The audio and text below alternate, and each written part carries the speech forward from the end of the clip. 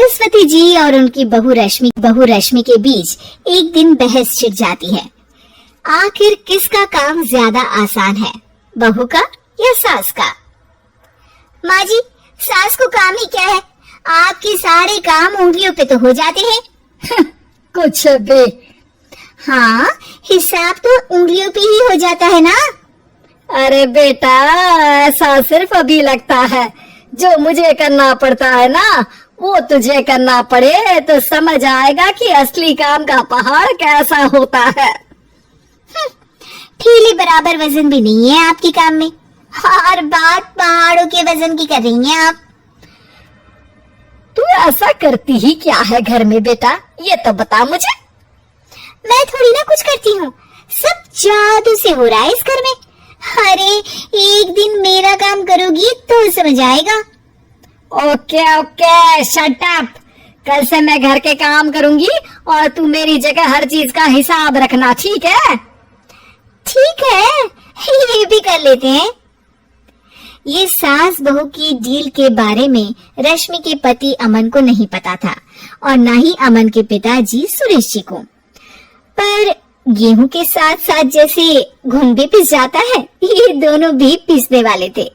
सुबह अमन उठकर रेडी होता है ऑफिस जाने के लिए, तो पता है उसके कपड़े नहीं निकले हुए हैं। अरे रश्मि, तुमने मेरे कपड़े नहीं निकाले? अपनी माँ से पूछे ना, उन्हीं का काम है ये। अमन अपनी माँ के पास जाता है। अब मेरे कपड़े आज आप देने वाले हो क्या माँ? हाँ, देना तो मुझे ही चाहिए, पर तेरी बहू ने कपड़े धोने ही नहीं डाले, तो कोई भी धुला हुआ कपड़ा नहीं है बेटा। हैं? ऐसा क्यों? कपड़े तो धोने आप ही देते हो ना माँ?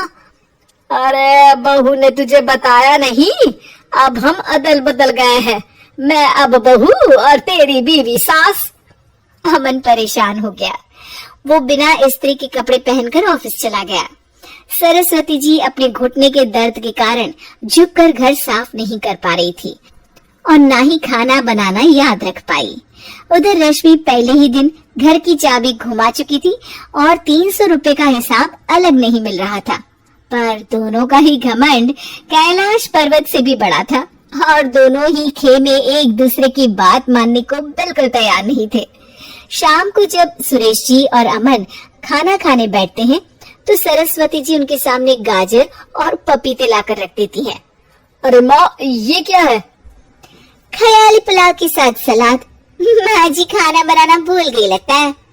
अरे एक एक चमन्नी का हिसाब है मेरे पास, खाना बनाना कैसे भूल जाऊंगी? ये तो मैंने पढ़ा था कि फल फ्रूट खाने से सेहत अच्छी रहती है, इसीलिए ये ले, एक फल खा ले। रात को सुरेश जी और अमन अपनी मीटिंग बिठाते हैं अकेले में।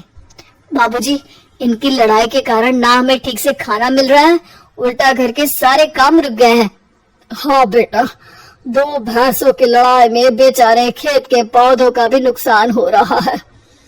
पर पापा, क्या बताऊं आपको, मैंने माँ को इस महीने की 2 तारीख को बिजली के बिल के पैसे दिए थे। आज बिल भरने के लिए मांगने गया तो पता चला कि रश्मि उन पैसों से गैस सिलेंडर ले आई। अच्छा, तो सिलेंडर के पैसों का क्या हुआ? अब सिलेंडर के तो कोई पैसे नहीं थे बाबूजी, हमारे घर पर गैस की पाइपलाइन लगी है ना। बेटा, इन दोनों का कुछ करना पड़ेगा, नहीं तो अपने घमंड के चक्कर में पूरा घर बर्बाद कर डालेंगे ये दोनों। अमन और सुरेश जी काफी सोच विचार के बाद एक निष्कर्ष पर पहुंचते हैं। रात ही को दोनों अपनी पत्नियों की अलमारी से नई साड़ी निकालते हैं और सुबह जब रश्मि और सरस्वती जी उठते हैं तो देखते हैं कि दोनों पति साड़ी पहनकर चढ़ाव पर सब्जियां काट रहे हैं। अरे ये सब क्या हो रहा है? क्या हो रहा है मतलब? आप दोनों अदल बदल हो सकते हो तो हम क्यों नहीं? अरे क्या मतलब? नहीं नहीं, मेरी भी बचपन से किसी की बहू बनने की इच्छा थी, तो आज से सरस्वती तुम बड़ी बहू, मैं मिडल बहू और अमन छोटी बहू। अरे लेकिन सब घर पर बैठ जाएंगे तो कमाएगा कौन? ये घर कैसे चलेगा? अब वो तो भैया या बाकी लोग जाने, अब हमने भी अदल बदल कर ही लिया है तो कुछ नहीं हो सकता।